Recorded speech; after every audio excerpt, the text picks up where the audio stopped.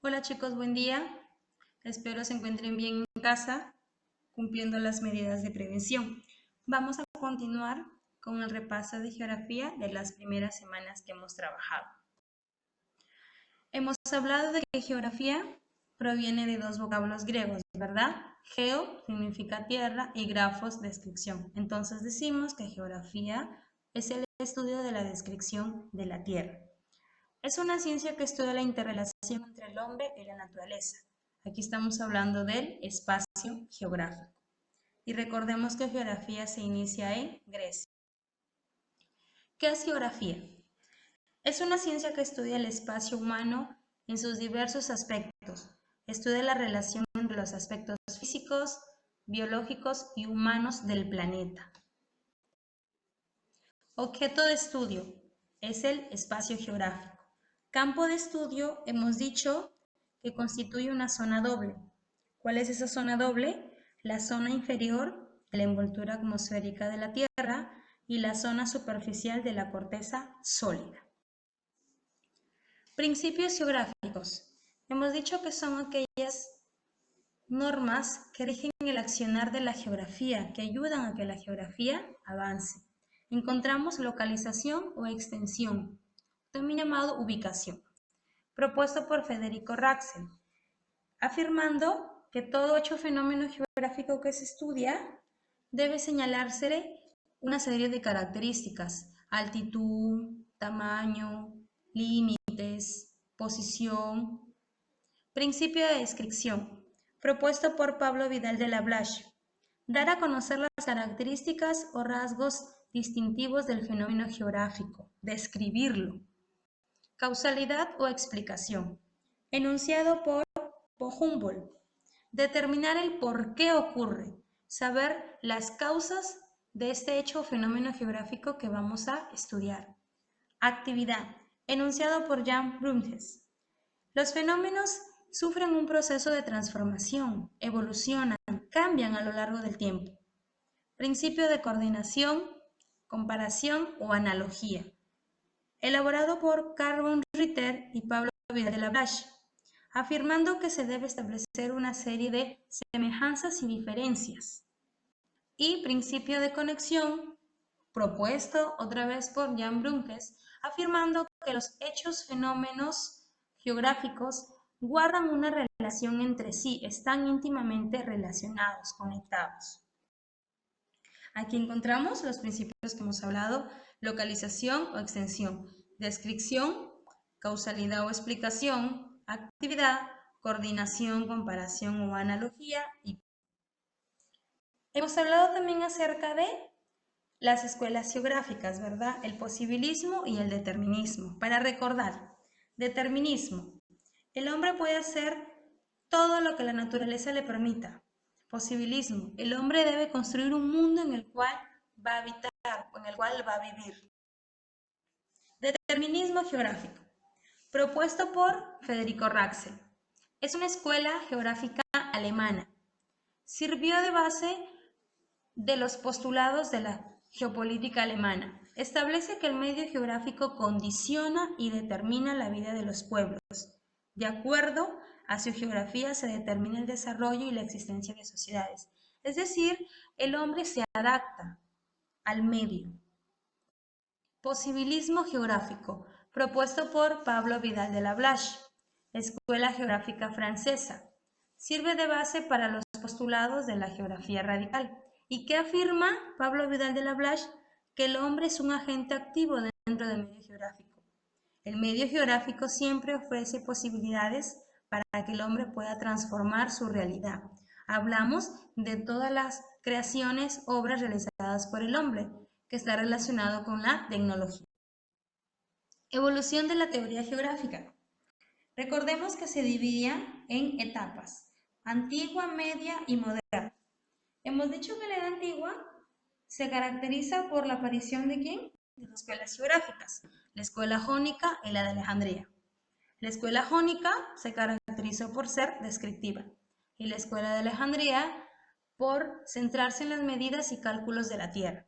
Edad Media sufrió un retroceso. Aparece la concepción teocéntrica que domina las opiniones de todas las disciplinas y se toma como base a la Biblia. Edad moderna. Durante el Renacimiento se produjo un nuevo despertar en la geografía. El hombre había vencido y superado esas ideas, estas concepciones teocéntricas. Evolución del pensamiento geográfico. También hemos dicho que se divide en pensamiento no sistematizado y en pensamiento sistematizado, fases y representantes. El pensamiento no sistematizado, recordemos que encontramos nomenclatura, medición, descripción y clasificación. Cuando hablamos de nomenclatura hemos dicho que se dedicaron a ser descriptivos, a recolectar datos. Medición, medidas y ubicación de lugares. Descripción, desde el siglo XII al siglo XV. Clasificación, dar a conocer todos los avances realizados.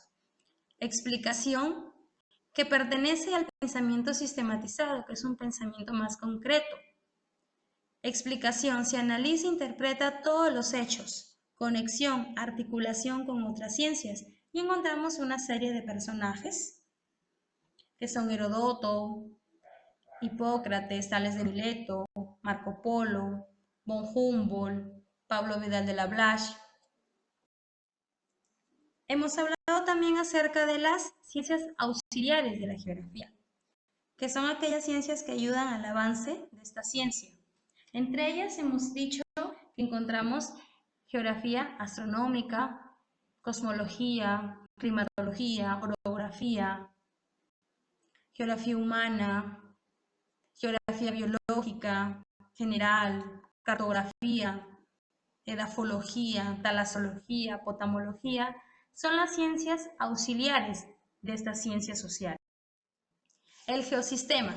Recordemos que hemos hablado también de este geosistema, que está integrado por elementos. ¿Cuáles son estos elementos? Este conjunto de elementos o entidades son los elementos bióticos, abióticos y antrópicos. Elementos bióticos. Encontramos a flora y fauna.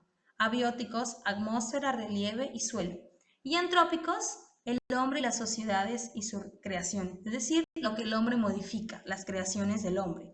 En constante cambio e interacciones, por acción del flujo solar o conformado por una unidad, un todo. Aquí encontramos el esquema de la interrelación de estos tres elementos, abióticos, bióticos y antrópicos. También hemos hablado acerca de la geografía matemática, ¿recuerdas? Sí, muy bien. Hemos dicho que esta geografía matemática, al igual que el resto de la geografía, se centra en la superficie terrestre para saber su representación matemática y su relación con el Sol y la Luna. Hemos dicho que encontramos un padre de esta geografía matemática. ¿Quién fue? Hiparco de Niceo. Hiparco de Nicea, que se caracterizó por ser astrónomo, geógrafo y matemático griego. Introducción a la geodesia. Es una de las ciencias más antiguas cultivadas por el hombre. El objeto de la geodesia es el estudio y determinación de la forma y dimensiones de la Tierra.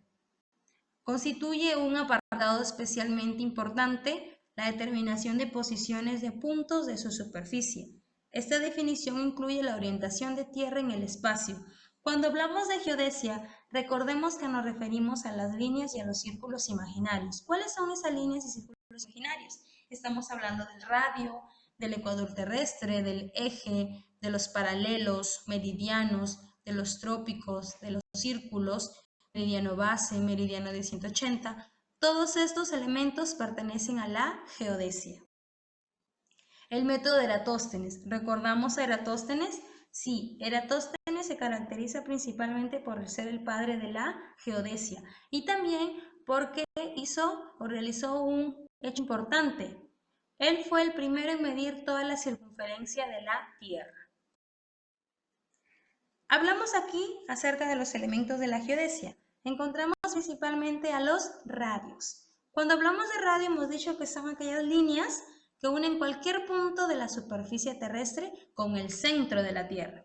Encontramos infinitos radios y encontramos tres tipos de radios: radio polar, radio medio y radio ecuatorial. El eje terrestre. Ahí observamos cómo pasa el eje terrestre, que es la línea que divide ambos. La red de paralelos y meridianos. Encontramos aquí paralelos son círculos imaginarios paralelos al ecuador. Se mide en grados y se sitúa al norte y sur del ecuador. Círculo polar ártico. Trópico de Cáncer, Trópico de Capricornio, meridianos y el ecuador terrestre. El ecuador terrestre también se le conoce como paralelo cero, paralelo base y línea equinoccial. Recordemos que ecuador terrestre significa equare, que significa partes iguales. Es considerado como el círculo máximo terrestre.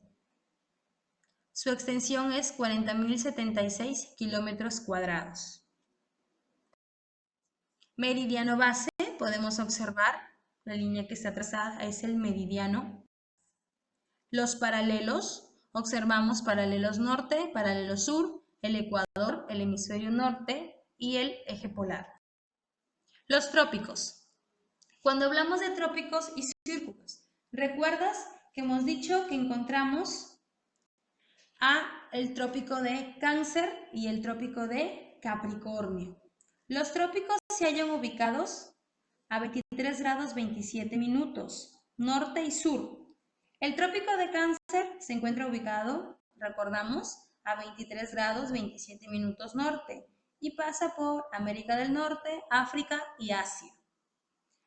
El trópico de Capricornio se ubica a 23 grados 27 minutos sur y recorre América del Sur, África y Oceanía. Círculos polares. Los círculos polares se hallan ubicados a 66 grados 33 minutos de la línea ecuatorial. Encontramos dos, igual que en los trópicos, el círculo polar ártico y el círculo polar antártico. El círculo polar ártico se ubica a 66 grados 33 minutos norte y cruza por América del Norte, Europa y Asia. Círculo polar antártico, ubicado a 66 grados 33 minutos sur y pasa por Antártida. Para seguir en comunicación como lo hemos venido haciendo, aquí tenemos el horario de atención. Ya saben que el horario de atención para ustedes son los días miércoles de 8 a 10 de la mañana. En ese horario me pueden escribir para poder desarrollar alguna duda, pregunta o inquietud que tengas acerca de las actividades que se están dejando o acerca de algo que no quedó claro al siguiente correo: aerazo.colegioseltriunfo.edu.p. A este correo me escribes para poder ayudarte y que puedas aclarar las dudas que tengas.